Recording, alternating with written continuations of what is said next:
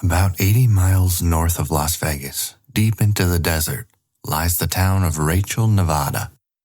Originally founded in 1973, it started as a mining town, with most of the townspeople working in the tungsten mine nearby. However, the mine dried up and closed in 1988, and the majority of the townspeople moved on. Nowadays, according to the last census, the town of Rachel has 54 people living within the town limits. Despite its small size, Rachel does a decent business in tourism, with thousands of people driving by the town and stopping in annually. One particular restaurant, formerly known as the Rachel Bar and Grill, tends to draw in many of the tourists. The restaurant also runs as a de facto social hub for the town, with tours of the surrounding area starting in the parking lot, as well as many guidebooks being sold, and souvenir t-shirts, cups, bottle openers, and almost any sort of memorabilia you can think of being sold in the restaurant as well. You could also explore the nearby ghost town of Tempe, provided you bring enough food and water to deal with spending a day out in the desert. There's also a massive collection of geocaching sites off of the highway nearby, though there is an emphasis that you should not go beyond the north side of the highway. As Pat Travis, the owner of the restaurant formerly known as the Rachel Bar and Grill, says, there's plenty of trouble to get into if you don't read the warning signs posted. There is also a brush with Hollywood fame in the town, as parts of the film Independence Day were filmed in the area. As a thank you to the townsfolk of Rachel, the producers of the film gave them a time capsule, which was not to be opened until the year 2050. It remains to this day installed right outside the restaurant, to be opened in another 29 years, give or take. But none of these things would seem to be enough on their own to sustain a relatively booming tourist trade. So what exactly brings all these people to the town of Rachel, Nevada? One hint could be the new name of the Rachel Bar and Grill, the Little A. Lee Inn. In fact, Rachel is the nearest town to Groom Lake, a highly classified United States Air Force facility that has another name to most people, Area 51. I'm Braden Thorvaldson, and this is What? Explain. The official history of the place known as Area 51 started in April of 1955 when the CIA created the Groom Lake testing facility. The CIA took a particular interest because they needed a place to test a new prototype airplane called the Lockheed U-2. The U-2 was the answer to the United States government wanting to increase their aerial capacity to find out Soviet capabilities after World War II. The U.S. Navy and Air Force did not want to be caught off guard like they were at Pearl Harbor, and they reasoned that the best way of finding out what armaments the Soviets had would be a small plane that could be flown at a high enough altitude to not be detected, but have a camera mounted on the plane to take as many photos as needed. The Americans had intel that the highest any of the Soviet planes could fly was 45,000 feet, and they had a theory that Soviet radar couldn't detect anything above 65,000 feet. Thus, the bar was set that the plane needed to be able to fly over 65,000 feet in the air and have a camera attached that was powerful enough to deliver actionable intelligence to the CIA. To add further clarification to the urgency on the American government's part, the most recent images they had of anything west of the Ural Mountains in Russia were pictures taken from a German plane during World War II. That was over a decade with no photographic evidence of what was happening beyond the Iron Curtain, and that was not a streak the CIA intended to continue if they could avoid it. The Lockheed Aircraft Company created a prototype that was most in line with what the United States government was hoping for, but the airplane's flight capabilities still needed to be tested. Most importantly, it needed to be tested in a place far away from any potential prying eyes or Soviet cameras, so the nearby Edwards Air Force Base and the Lockheed facility itself was out. The CIA searched for a potential alternative and found that the salt flats on Groom Lake would be perfect for their needs. The CIA asked the United States Atomic Energy Commission to acquire the land for them, and the Groom Lake testing facility was born. The Lockheed U-2's designer, Kelly Johnson, nicknamed the area Paradise Ranch to try and convince workers to move from Lockheed's Palmdale, California facility to the fledgling Groom Lake. Apparently, Johnson's salesmanship worked as the facility grew to 3 additional hangars, a control tower, a movie theater, and a volleyball court for the personnel by July of 1955. The CIA was so intent on maintaining the secrecy of the project that people originally based in California were flown out to Nevada on a Monday and flown back to California on the Friday to hide the amount of permanent staff on base. However, the tales never really started to leak beyond the people around the Groom Lake facility until the testing of the U-2's successor. The Lockheed U-2 was designed and built on 2 assumptions: that the highest any Soviet plane could go was 45,000 feet, and that they couldn't radar detect anything flying above 65,000 feet. In practice, only one of those assumptions proved accurate. In fact, the first flight that a U-2 made over Soviet airspace was not only pinged by radar, it was pinged with such accuracy that the Soviets even knew the exact altitude that the plane was flying at. Granted, the Soviets dismissed the findings since they had no information that a plane could even fly that high, but the issue still remained. The invisible plane was not invisible to Soviet radar. With Gary Powers, a CIA agent who was flying a U-2 plane being shot down over Soviet airspace on May 1, 1960, the U-2 spy program was no longer effective at its primary need: to be unobserved. After a few attempts at masking the U-2 from radar failing, Lockheed and the CIA realized that they needed a new plane that could get enough altitude to avoid Soviet detection by any means. The design and research started anew, and 11 iterations later, construction began on the Lockheed A-12, codenamed Archangel, and testing needed to start somewhere. To accommodate the larger A-12s and the correspondingly larger crews needed, more needed to be built in Area 51, including multiple new runways and, for the first time, permanent buildings for crew and personnel to stay on site without having to be flown in or out on weekends. Flight testing of the A-12s began on April 30, 1962, and they first reached supersonic speed, which means faster than the speed of sound, less than a week later. With specialized engines installed, the planes were able to reach Mach 3.2 at their fastest, and at that point they'd be able to outfly pretty much anything in the sky.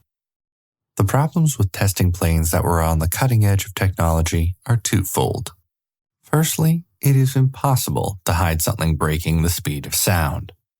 A sonic boom is not a quiet thing, and there were enough landowners within extended earshot of the Groom Lake facility that word would have gotten around. Secondly, these planes were designed and tested to see exactly what their limits were, which sometimes meant the limits get surpassed in a pretty explosive way, often by the plane smashing into the ground and the pilot barely making it out.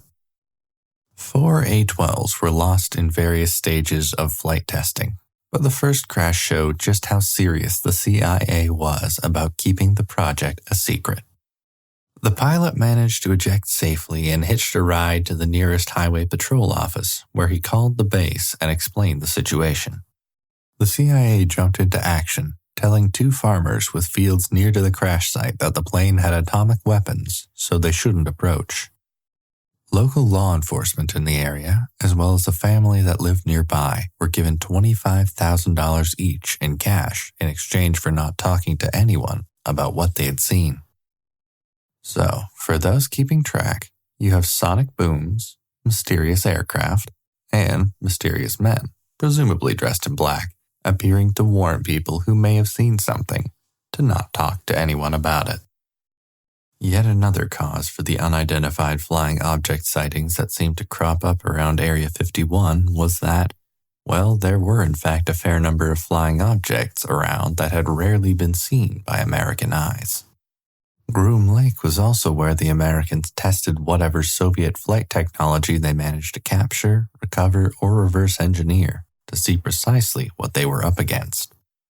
Their first massive success in that field was that they had an Iraqi fighter pilot defect to the United States in August of 1966, landing his fully intact Soviet fighter plane in Israel.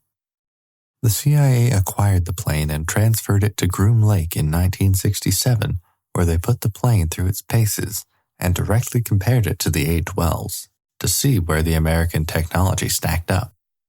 The CIA did try to keep the planes within the no-fly zone area surrounding the Groom Lake facility, but if you're flying planes faster than the speed of sound, it's really difficult to stay within a certain area. Claims of flying lights and UFOs started in the area in the late 1950s, when some pilots and landowners north of Las Vegas started reporting seeing fiery discs in the sky, much higher than any plane they had ever seen before. When the sightings started spreading out beyond the desert areas, the CIA did a cross-check with the reported sightings and whereabouts the U-2s and A-12s were flying. Interestingly, they found out about half of the reported sightings coincided exactly with manned flyovers of either of those plane types. Since they flew twice as high as any commercial jet at the time, had the ability to go much faster, and the titanium wings on the A-12s had the ability to catch the sunlight and give the planes a fiery appearance, the CIA concluded that this was probably the reason for a lot of the sightings. In fact, one could argue that the CIA probably used the sightings to find out exactly how conspicuous their stealth aircraft was when flying over populated areas. If you're flying over a large city and you're only being seen by a couple people, that's not a bad record. Plus, since UFO sightings were widely discredited, there was also the bonus of people writing off the very real spy plane they saw in favor of a UFO that they imagined. But what about the traditional UFO shape of a disc? That's definitely not a regular terrestrial plane shape. Well, some of the engineers and designers that created the A-12 think they may be potentially responsible for that. You see, the A-12 was a lot less plane-shaped when viewed from below, as the fuselage connecting the two jet engines to the cockpit looks, well, a lot like a disc. Combining that with blasting above some poor unsuspecting commercial pilot at 4 times their speed and with a setting sun catching the wings, and you've got yourself a recipe for a glowing disc sighting. That was pretty much as high profile as the sightings ever were around Area 51. Until 1989, when an interview was broadcast on a Las Vegas TV station that changed the theories around UFOs in America forever. In May of 1989, George Knapp, an investigative reporter working for KLAS, a local Las Vegas TV station, sat down to interview a man who identified himself as Dennis and would only appear on camera with his face hidden. Dennis claims to have been employed in an area known as S4, near Area 51. Dennis said that S4 was made up of concealed aircraft hangars built into the surrounding mountainsides, where 9 different flying saucers recovered by the CIA at various times were stored. Dennis claimed that his job was to help reverse engineer some of the technology from the saucers for use by the United States government. While the interview was met with some astonishment, most people considered it a hoax. So in November, Dennis was interviewed again, this time unmasked and using his real name, Robert Lazar. During the second interview, he expounded more into the work he was alleged to have done for the U.S. government. He claimed to have studied a flying saucer that was run by an antimatter reactor fueled by a chemical element not yet synthesized on Earth, and that he had read briefing documents about extraterrestrial arrivals on Earth over the last 10,000 years, particularly from a group described as gray aliens coming from a planet orbiting the twin binary stars of the system Zeta Reticuli. Most astonishing of all, Lazar said that he had in fact seen 2 men in lab coats conversing with a creature that he described as something small with long arms, implying that the U.S. government not only knew about extraterrestrial life, but were in personal communication with it. So, with all this damning evidence revealed, why are aliens still considered a hoax? Well, as you may have gathered from all the claimed and allegeds over the last couple minutes, Robert Lazar's story fell apart quite rapidly. The company he claimed to have interviewed with to get the job at S4 said they've never heard of him, nor did the United States Navy, who Lazar said was running the project. While that seems pretty par for the course for an agency that wants their secrets to remain secret, the cracks in the story didn't stop there. Lazar claimed to have had a master's degree in physics from MIT and a master's degree in electronic technology from Caltech. Both institutions have no record of him ever attending. The one solid bit of information that could be dug up about Robert Lazar was that he filed for bankruptcy in Las Vegas in 1986, where he claimed that his occupation was as a self-employed film processor. Furthermore, he was arrested for aiding and abetting a prostitution ring in 1990, less than a year after his second interview claiming the U.S. government has alien technology, and pled guilty to felony pandering. He was also arrested in 2006 for shipping restricted substances across state lines, and in 2017, his workplace was raided as a part of a murder investigation. Lazar has been heavily discredited by most of the ufologist community, despite him being one of the main reasons for Area 51 being this present in the public consciousness. Area 51 still remains a cultural touchstone of alien theories to this day. The X-Files TV series was released in 1993, and much of the overarching storyline of the series involved parts of the U.S. government hiding their involvement with aliens that were bent on destroying humanity.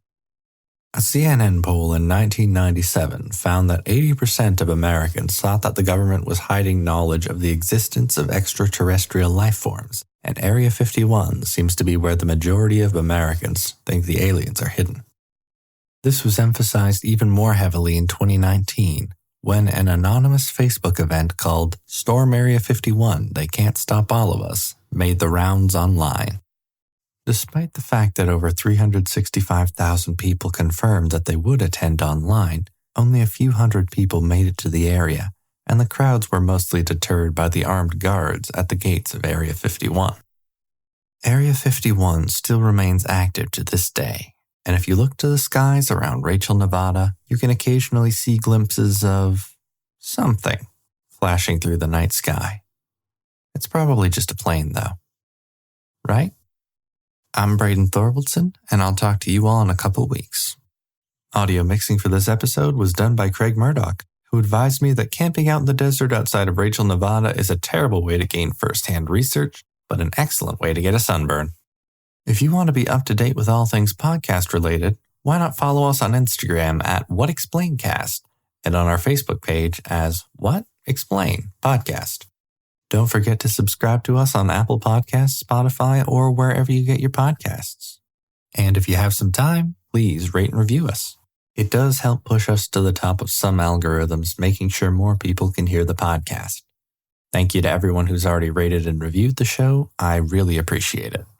Word of mouth is also immensely helpful. So if you have a friend, family member, or mysterious man in black that you think may like the show, please let them know. Thanks again, and I'll talk to you all in a couple weeks. Bye.